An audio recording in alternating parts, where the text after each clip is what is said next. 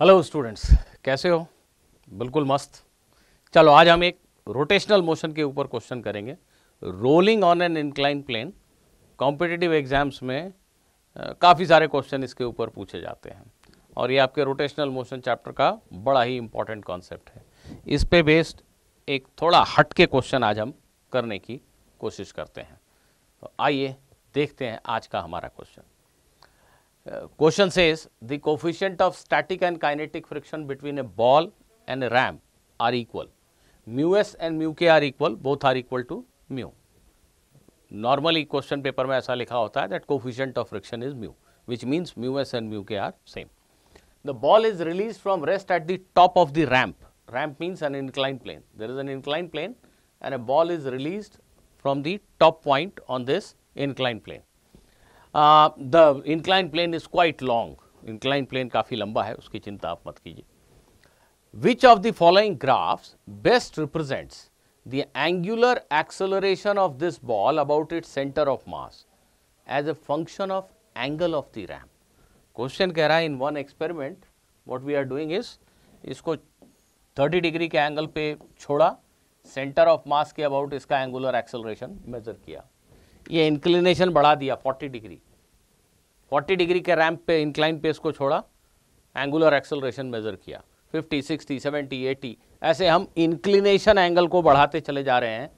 तो ये जो angular acceleration of the ball है about its centre of mass, उसकी वैल्यू एंगल थीटा पे, इस एंगल थीटा पे कैसे डिपेंड करती है? एंगुलर एक्सेलरेशन वर्सेस थीटा का रफ ग्राफ खींच के आपको बताना है। यहाँ दो ग्राफ आपको दिए गए हैं, दो और ग्राफ हैं, मैं अगले स्लाइड में आपको दिखा रहा हूँ। ये दो ग्राफ हैं। ये ग्राफ एक्चुअली थोड़ा सा बढ़िया नहीं बना है, ध्यान देना बच्चों। ये स्ट्रेट लाइन नहीं है, ये एक कर्व है। इसको शायद मैं ऐसा बना दे रहा हूँ, ऐसा कुछ, ये एक कर्व है और इसके आगे भी ये एक कर्व ही है। ये कर्व है और इसके आगे भी ये एक कर्व है, इट्स कर्व्ड, राइट। तो एक ग्राफ ऐसा है, एक ग्राफ ऐसा है, ये थोड़ा ऐसा कर्व्ड है, एक ग्राफ ऐसा है और एक ग्राफ ऐसा है। कौन सा सही आंसर है? वीडियो को पॉज कर दो, रफली ग्राफ का एक स्केच बना लो अपनी नोटबुक में। ये एंगल है 0 से 90 तक, 0 से 90 तक, 0 से 90 तक, 0 से 90 तक। और बताओ जल्दी से, मुझे बताओ कि कौन सा ग्राफ सही है। वीडियो पॉज किया, करो, सोचो, खुद से सोचो। मैं जिद करता हूं खुद से सोचो, मैं चाहता हूं तुम खुद क्वेश्चन करो। चलिए, मैं आशा करता हूं कि आप में से बहुत सारे लोगों ने वीडियो पॉज करके क्वेश्चन को जरूर समझ लिया होगा। जिनको नहीं समझ में आया वो मेरी बात सुने, जिनको समझ आया वो भी मेरी बात सुन लें, शायद कुछ इंपॉर्टेंट बात मिल जाए। बहुत सिंपल से ऑब्जर्वेशन से हम बता सकते हैं कि ग्राफ ये सही लग रहा है, ये तो हो ही नहीं सकता। हम एक्सट्रीम केस में चेक करते हैं, जब रैंप का एंगल, इंक्लाइन प्लेन का इंक्लिनेशन 0 डिग्री है, 0 डिग्री, और इस पे बॉल को छोड़ देंगे तो बॉल चलेगा क्या? कोई एंगुलर एक्सेलरेशन होगा क्या? नहीं। तो when theta is 0, alpha is also 0, that is one thing. और इसकी इंक्लिनेशन को बढ़ा के अगर हम 90 डिग्री कर दें, खड़ी दीवार है, यहां पे एक बॉल को छोड़ दें, तो एंगुलर एक्सेलरेशन होगा क्या? नहीं। क्यों होगा? mg फोर्स इसके ऊपर लग रहा है, ठीक है, बहुत अच्छी बात है, पर नॉर्मल रिएक्शन तो 0 है ना बेटा। एक वर्टिकल बॉल के कांटेक्ट में इस ऑब्जेक्ट को रख के छोड़ दें, it will fall down vertically, there will be no contact between this object and the vertical wall. Similarly there is no contact between this ball and the wall. When there is no contact, there is no question of any friction force. If there is no friction force, there is nobody to turn this ball. इस ball को centre of mass के about घुमाने वाला कोई torque तो है ही नहीं। एक ही फोर्स है mg, that is passing through center of mass of the ball. There is no torque, there is no angular acceleration. Ball will fall down straight with a linear acceleration of g. So when angle is 0 degree, there is no angular acceleration. When angle is 90 degree, then also there is no angular acceleration. तो ऐसा तो एक ही graph में दिया गया है इसमें, इसलिए यही सही आंसर है। नहीं, चलो थोड़ा सा और डीपली देख लेते हैं, बट सही आंसर तो यही है ना, इसमें तो कोई दो राय है ही नहीं। आप सभी ने पढ़ा है, ऐसा मैं मान के चल रहा हूं कि एक बॉल को एक इंक्लाइन प्लेन पे ऐसा छोड़ दिया जाए, किसी भी राउंड ऑब्जेक्ट को, इनफैक्ट तो इसके पास एक एक्सेलरेशन होता है और एक एंगुलर एक्सेलरेशन होता है। आप सभी ने कैलकुलेट भी किया, आपको याद भी है इनफैक्ट कि एक्सेलरेशन की जो वैल्यू होती है वो g sin थीटा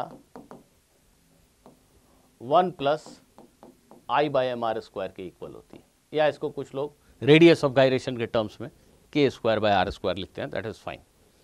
लेकिन ये कब, ये एक्सप्रेशन तब सही है when it is given that there is no slipping, friction is large enough to prevent slipping. Friction इतना बलवान है कि वो बॉल को स्लिप नहीं करने दे रहा है। फ्रिक्शन इधर है, सभी समझते हैं कि mg sin थीटा इधर है।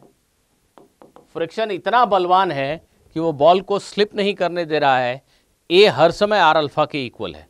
अगर मुझे a की वैल्यू पता है तो ऑफ कोर्स मैं अल्फा कैलकुलेट कर तो सकता ही हूं। अल्फा क्या होगा, a by R. So basically alpha is proportional to sine theta. Ball अगर स्लिप नहीं कर रहा है तो alpha is proportional to sine theta. तो सपोज मैं इस एंगल को 0 डिग्री से 10, 20, 30, 40 बढ़ाना शुरू करता हूं, how will angular acceleration change? जो एंगुलर एक्सेलरेशन है वो साइन थीटा के प्रोपोर्शनल होगा। तो जैसा साइन का ग्राफ होता है, साइन का ग्राफ कुछ ऐसा होता है ना भाई, ऐसा। तो मैं ये पूरा 90 डिग्री तक, 180 डिग्री तक का ग्राफ मैंने ड्रॉ कर दिया। नहीं, अभी जो हमें ड्रॉ करना है वो लेट अस से 30-35 डिग्री तक। तो 30-35 डिग्री तक का अगर आप ग्राफ ड्रॉ करोगे तो कुछ ऐसा, अभी ये ऊपर चढ़ ही रहा है, right. Angular acceleration sine theta के प्रोपोर्शनल है। कब तक? जब तक स्लिपिंग नहीं हो रही है। इंक्लिनेशन को बढ़ाने से देखिए दो चीजें हो रही हैं। थीटा बढ़ने से ये mg साइन थीटा बलवान होता है, बढ़ता जा रहा है, साइन थीटा बढ़ता जा रहा है। जबकि ये जो फ्रिक्शन है इसकी मैक्सिमम वैल्यू जो हो सकती है, लिमिटिंग वैल्यू, वो म्यू इंटू एन। एन कितना है यहाँ पे, mg कॉस थीटा। तो जो फ्रिक्शन की लिमिट है, अपर लिमिट, वो डिक्रीज होती जा रही है। जैसे जैसे थीटा बढ़ाओगे कॉस थीटा की वैल्यू डिक्रीज होती जा रही है, फ्रिक्शन कमजोर होता जा रहा है, जबकि mg साइन थीटा बलवान होता जा रहा है। तो ये नेट फोर्स इस डायरेक्शन में बढ़ता चला जा रहा है। जैसे जैसे एंगल बढ़ाओगे नेट फोर्स इस डायरेक्शन में बढ़ रहा है, जिसकी वजह से जो एक्सेलरेशन है ये बढ़ना शुरू कर देगा। एक्सेलरेशन की वैल्यू बढ़ती चली जा रही है अगर आप थीटा को बढ़ा रहे हो। क्यों? क्योंकि ये फोर्स बड़ा हो रहा है, ये छोटा हो रहा है। इसको एंगुलर एक्सेलरेशन देने का काम कौन करता है? फ्रिक्शन का टॉर्क। और फ्रिक्शन खुद कमजोर हो रहा है। जैसे जैसे थीटा बढ़ा रहे हो फ्रिक्शन कमजोर हो रहा है। फ्रिक्शन के कमजोर होने से ये जो टॉर्क है ये कम होगा। टॉर्क कम होने से अल्फा की वैल्यू डिक्रीज होगी, है कि नहीं? नहीं होगी। एक पॉइंट आएगा, अगर आप इंक्लिनेशन बढ़ाते जाओगे तो प्योर रोलिंग तभी संभव है जब ए आर अल्फा के इक्वल हो। जब तक फ्रिक्शन की पीक वैल्यू बहुत बड़ी थी, मतलब स्टैटिक फ्रिक्शन था, तब तक वो अपने आप को एडजस्ट कर रहा था सो दैट कि वो इतना अल्फा दे सके कि आर अल्फा हर समय ए के इक्वल है। पर तुमने क्या किया, थीटा को बढ़ाया, इधर का फोर्स बहुत बढ़ा दिया, एक्सेलरेशन बहुत बड़ा हो गया। अब फ्रिक्शन अपनी पूरी ताकत लगा के भी उसको वो एंगुलर एक्सेलरेशन नहीं दे पा रहा है जिससे कि आर अल्फा ए के बराबर रहे। तो नेचुरली ये बॉडी स्लिप करने लगी। जैसे ही स्लिपिंग शुरू हुई तो ये जो फ्रिक्शन है ये काइनेटिक फ्रिक्शन हो गया। इसकी value mu mg cos theta हो गई, और कीजिए फिक्स्ड हो गई। जैसे ही स्लिपिंग एक बार शुरू हुई उसके बाद फ्रिक्शन फोर्स की value mu mg cos theta हो गई। गिवन थीटा के लिए फ्रिक्शन फोर्स फिक्स्ड हो गया। ये नंबर अब नहीं बदल रहा है। हाँ, थीटा बढ़ाने से ये कमजोर होता जा रहा है। तो ये कमजोर होने से जो टॉर्क है वो कमजोर होता जा रहा है और अल्फा इसलिए कमजोर होता जा रहा है। तो जैसे ही स्लिपिंग शुरू होगी उसके बाद एंगुलर एक्सेलरेशन अल्फा जो है वो एक्चुअली कॉस थीटा के प्रोपोर्शनल होगा। जैसे मान लो 40 डिग्री के एंगल पे स्लिपिंग शुरू हुई, ये 40 डिग्री है, एक बातचीत में आसानी के लिए मान लो। तो 40 डिग्री के बाद जो एंगुलर एक्सेलरेशन अल्फा है वो कॉस थीटा के प्रोपोर्शनल होगा। ध्यान देना बच्चों, कॉस थीटा का ग्राफ 0 से 90 के बीच में कुछ ऐसा होता है। ये 40 डिग्री के आसपास मान लीजिए ये वैल्यू है। तो 40 डिग्री के बाद जैसा कॉस थीटा के ग्राफ का शेप होता है वैसा ही शेप लेके ये एंगुलर एक्सेलरेशन अल्टीमेटली 0 हो जाएगा। आई होप कि आप सभी को अब समझ में आ गया होगा कि सही ग्राफ ऐसा क्यों है। पढ़ते रहिए, मस्त रहिए, थोड़ा एक्सरसाइज वगैरह भी करते रहिए। मिलते हैं अगले वीडियो में एक नए क्वेश्चन के साथ। Bye bye.